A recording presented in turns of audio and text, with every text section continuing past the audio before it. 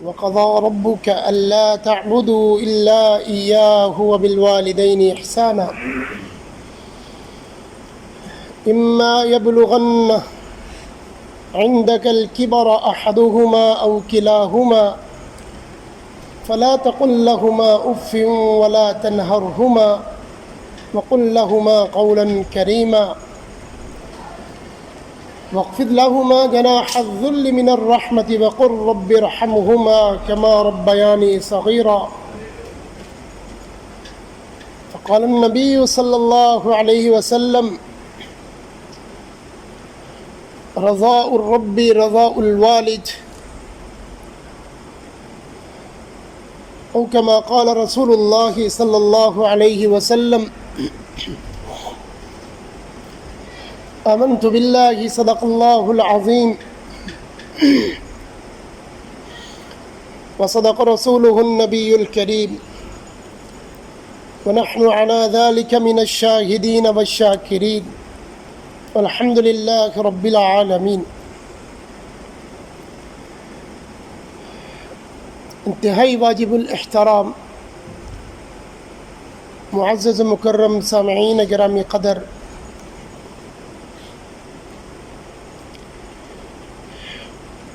ہماری آج کی گفتگو کا موضوع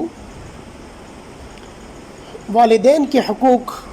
قرآن و سنت کی روشنی میں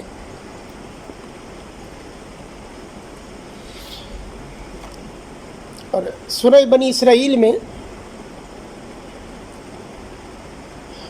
اللہ رب العزت نے اس آیہ مبارکہ میں دونوں قسم کے حقوق بیان کر دیے، جس میں حقوق اللہ بھی ہیں، حقوق العباد بھی ہیں. سب سے پہلی یہ بات ارشاد فرمائی کہ وَقَضَىٰ رَبُّكَ أَلَّا تَعْبُدُوا إِلَّا إِيَّاهُ، تیرے رب نے یہ فیصلہ کر دیا ہے کہ تم اس کے علاوہ کسی اور کی عبادت نہیں کرو گے. اپنی عبادت کے بعد اپنے بندوں کو یہ حکم دیا کہ آپ اپنے والدین کے ساتھ حسن سلوک سے پیش آئیں گے. اللہ رب العزت نے انسان کو زندگی گزارنے کے لیے کئی مختلف انداز میں مختلف قسم کے لوگ مہیا کیے، جن میں سے رشتہ دار بھی ہیں، دوست احباب بھی ہیں، قرب و جوار میں رہنے والے ہمسائے بھی ہیں، بہن بھائیوں کی شکل میں نعمتیں بھی ہیں. انہی رشتوں کے ساتھ ساتھ ایک رشتہ والدین کا ہے جو اللہ کریم کی سب سے بڑی نعمت ہے، جو نعمت عظمیٰ ہے، نعمت کبریٰ ہے. انسان کے دنیا میں آنے کا سبب والدین ہیں. اس کی کامیابی و کامرانی میں بڑا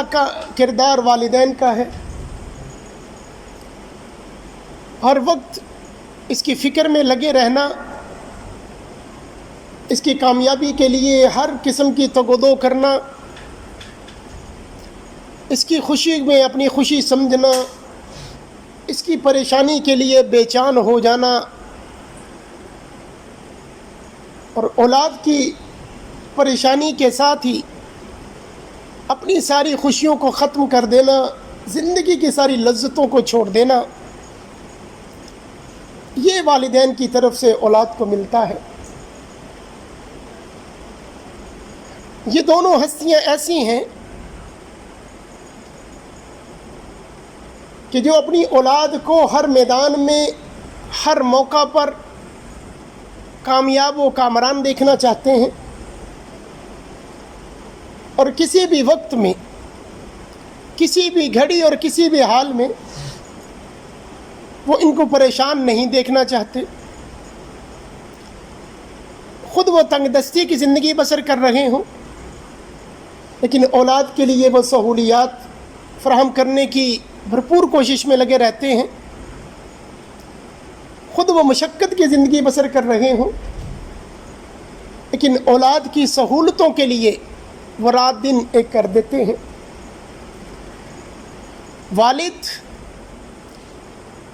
گھر سے باہر اولاد کے لیے وہ دوسروں کی سخت باتیں بھی سنتا ہے، اپنی جوانی کے بہترین دن بھی اولاد کی کامیابی کے لیے لگاتا ہے، اور والدہ اپنا سونا اور اٹھنا، اوڑھنا اور بچھونا وہ اولاد ہی کو بنا لیتے ہیں۔ ان کی اپنی کوئی ترتیب نہیں رہتی والدہ کی کہ بچے تو بیٹھے ہوئے ہیں اور میں ذرا تھوڑی دیر آرام کر لوں، نہیں، اس کی بھرپور کوشش یہ رہتی ہے اگر میرے بچے آرام کر رہے ہیں، سو رہے ہیں، تو کچھ ٹائم میں ان کے ساتھ، لیکن اگر یہ اٹھ جائیں تو وہ 24 گھنٹے کی ڈیوٹی میں ماں لگی رہتی ہے، بالخصوص جب وہ بہت چھوٹے بچے ہوتے ہیں، جب وہ کچھ بتا نہیں سکتے، کچھ تھوڑا بہت چلنا رڑنا سیکھ لیتے ہیں، تو وہ ہر وقت میں ماں اس فکر میں رہتی ہے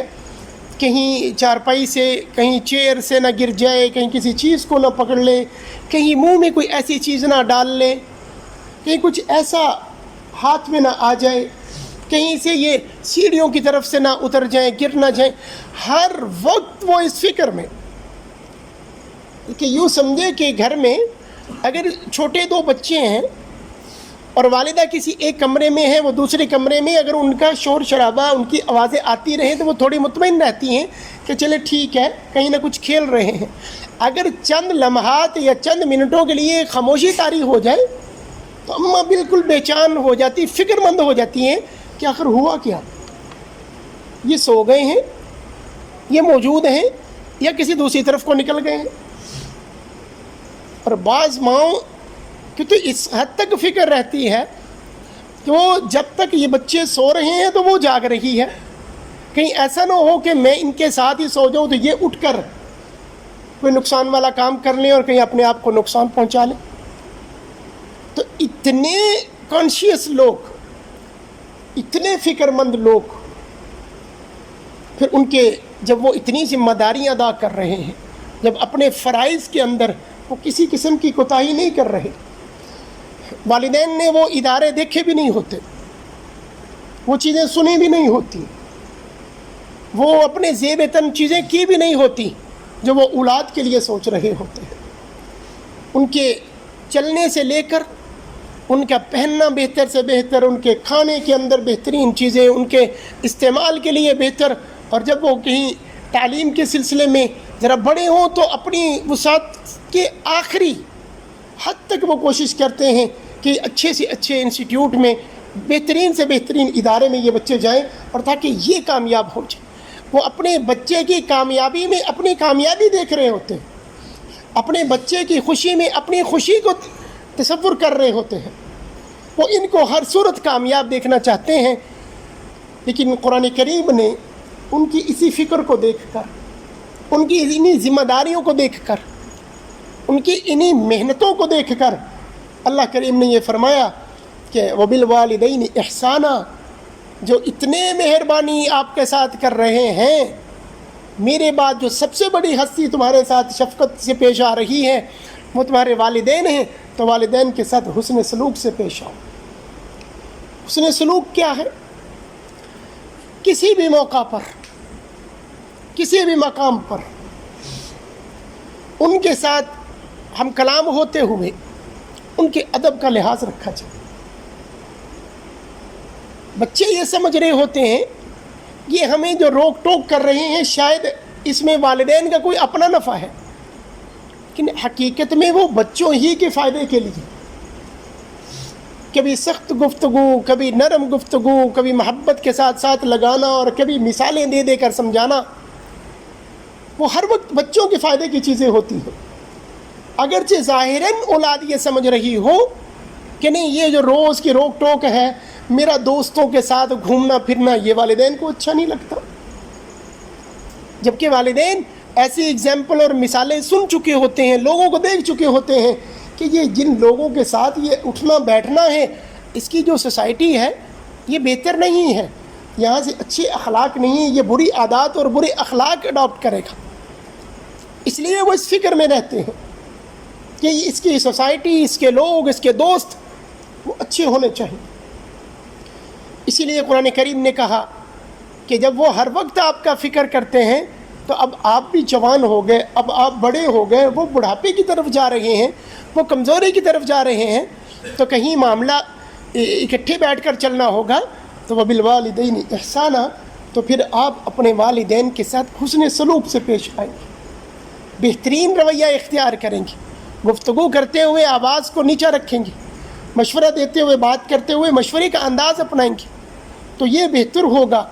اما یبلغن عندک الکبر احدہما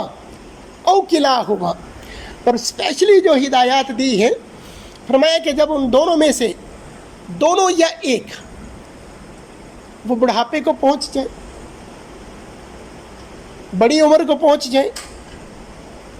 ان کے اعضاء کمزور ہو جائیں، پھر وہ جب بات کریں گے تو کبھی بات ممکن ہے کہ ایسی ہو جس کے الفاظ سخت ہوں، یہ بھی ممکن ہے کہ وہ بات کرتے ہوئے ایک ہی بات کو بار بار وہ دہرائیں. ہو سکتا ہے کہ ایسی بات وہ آپ سے کہیں کہ جو ان کی اس وقت کی سمجھ کے مطابق وہی بہتر ہو اور حقیقت اس کے برعکس ہو. اب اگر آپ نے ان کو کسی بات کا جواب بھی دینا ہے تو وہ انتہائی نرمی کے ساتھ. بڑھاپے کی عمر کو اسی لیے خصوصی طور پر یہاں ذکر فرمایا گیا، اور جناب رسول اللہ صلی اللہ علیہ وسلم نے بڑھاپے کے اندر، بڑھاپے کی زندگی سے اس لیے تو پناہ مانگی تھی کہ اس میں قوت فیصلہ وہ نہیں رہتی. اسی لیے تو 60-65 سال کے بعد محکمے والے ریٹائر کر دیتے کہ جائیں جناب، اب فیصلہ کرنے کی آپ کی قوت بہتر نہیں رہی اور آپ کا جسم بھی پہلے والی ہمت نہیں کر پاتا، اس لیے لہذا ہماری طرف سے اب آپ فارغ ہیں. لیکن والدین اپنی اولاد کے لیے اس ایج میں بھی بہتر سے بہتر سوچ رہے ہوتے ہیں، جن میں محکمے سمجھتے ہیں، ادارے سمجھتے ہیں کہ یہ اب ہمارے کام کا نہیں رہا، لیکن وہ اپنی اولاد کے لیے پھر بھی اسی فکر اور ہمت کے ساتھ لگے رہتے ہیں. تو قرآن نے کہا کہ اگر دونوں یا ان دونوں میں سے کوئی ایک بڑھاپے کی عمر کو پہنچ جائیں تو پھر جب آپ نے بات کرنی ہے فلا تقل لهما اف ولا تنهرهما وقل لهما قولا کریما. تو پھر آپ ان کے ساتھ سخت رویہ نہیں رکھ سکتے. اف کے اگر ترجمہ کیا جائے ہماری پنجابی زبان میں، اگر بے ادبی کا لفظ جو بولا جائے تو شاید اوئے بنتا ہے، اوئے کہہ کر، لیکن اصلاً اگر دیکھا جائے تو یہ وہ ایک رویہ ہے. کبھی بچہ بات کرتے ہوئے ناگواری کا اظہار کرتا ہے،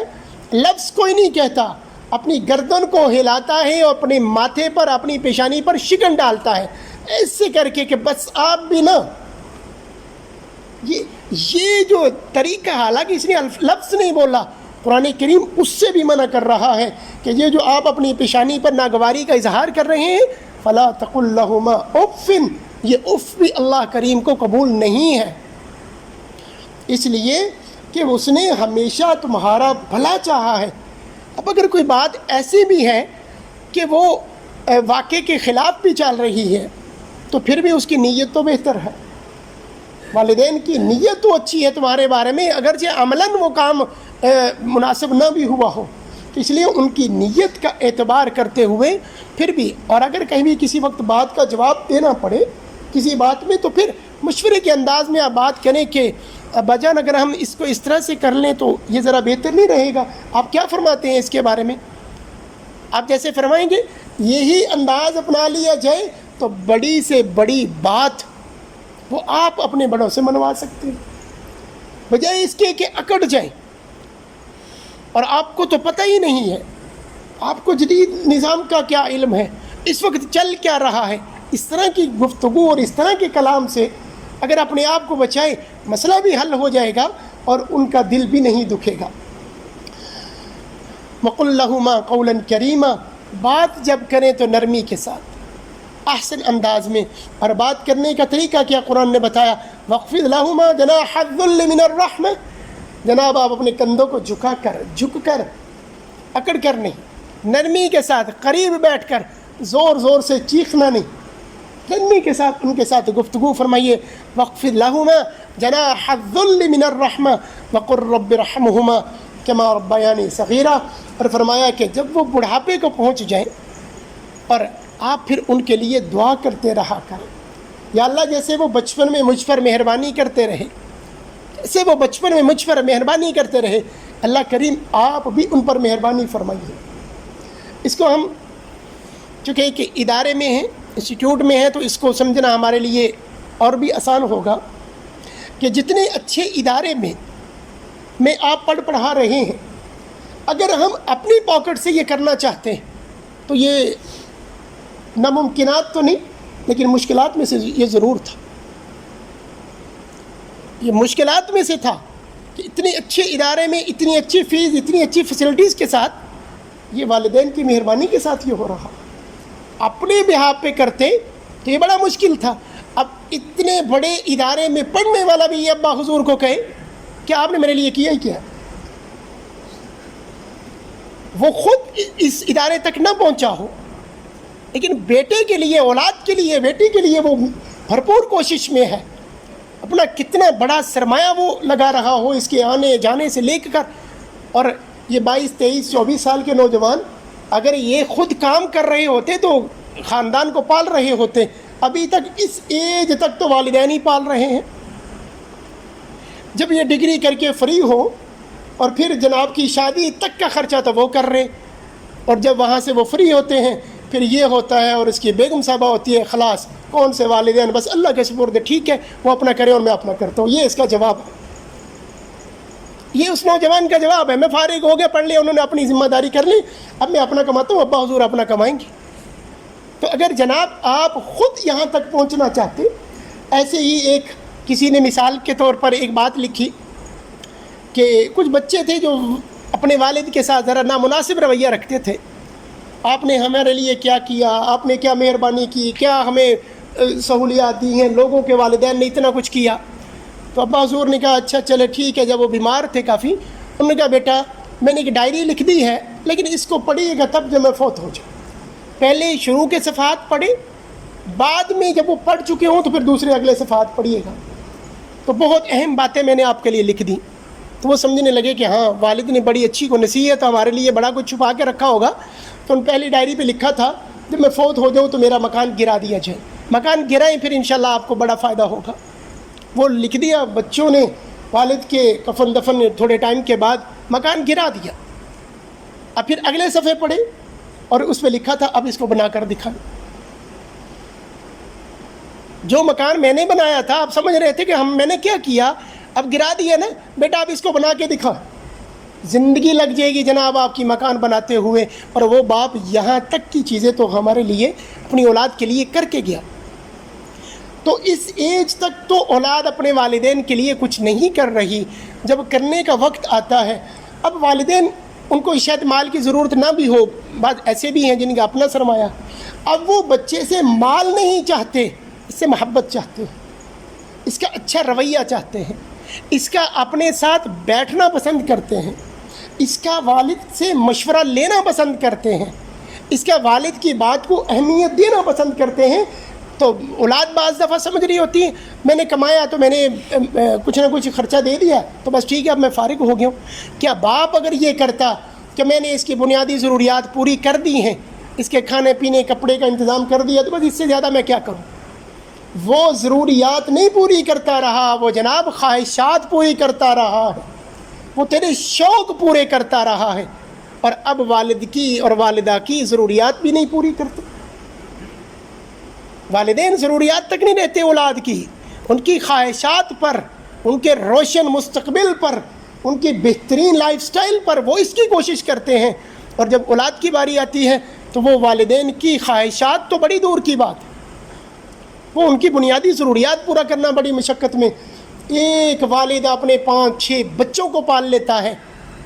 اور 5-6 بچے مل کر جب بوڑھے ہو یہ والدین تو ایک والدین پالنا مشکل ہے. ایک کہتا ہے بڑے کی طرف چلا جائے, دوسرے کہتا ہے کہ چھوٹے کی طرف چلا جائے. آ جا کر بیٹیاں وہ رحم دل ہوتی ہیں, وہ کہیں نہیں جانا چاہتی, تو کہتے ابا جانا میرے پاس ہی آ جائے, حالانکہ وہ کسی بیگانے گھر میں ہوتی ہیں. وہ کسی کے ماتحت کسی کے ساتھ چل رہی ہیں، وہ کوشش کرتی ہیں کہ ابا جان اما جان میرے ساتھ ہی آ جائیں۔ تو ساری فکر اور کوشش جو اولاد کے لیے کرتے رہے ہیں، اس اولاد کے لیے بھی یہ چاہیے کہ وہ ان کے لیے فکر میں لگے رہیں۔ حضرت رسول اللہ صلی اللہ علیہ وسلم نے فرمایا، سنیں تیرے رب کی رضا تیرے والد کی رضا کے اندر ہے، تیرے باپ کا راضی ہونا تیرے اوپر تیرے اللہ کی رضا کو آسان کرتا ہے، اللہ کے راضی ہونے میں آسانی پیدا کرتا ہے۔ تیرے باپ کا تیرے بولنے چلنے پر، تیرے نظام اور تیرے انداز پر راضی ہونا تیرے والد کے لیے آسانی کرتا ہے۔ اور اس پر تو قرآن کریم نے بے شمار جگہوں پر فرمایا کہ وَوَصَّيْنَا الْإِنسَانَ بِوَالِدَيْهِ إِحْسَانًا، ہم نے یہ کہا ہے کہ انسان کو کہ اپنے والدین کے ساتھ، اور والدین کی بات اگر کی جائے تو صرف مسلمان والدین کی بات نہیں، اگر کسی کے خدا نخواستہ والدین غیر مسلم بھی ہو تب بھی اسلام اسی انداز میں اور انہی آداب کے ساتھ یہ کہتا ہے کہ ان کو ادب و احترام سے پیش آنا ہے۔ اللہ کریم ہم سب کو اس پر عمل کی توفیق نصیب فرمائے۔ وآخر دعوانا ان الحمد للہ رب العالمین۔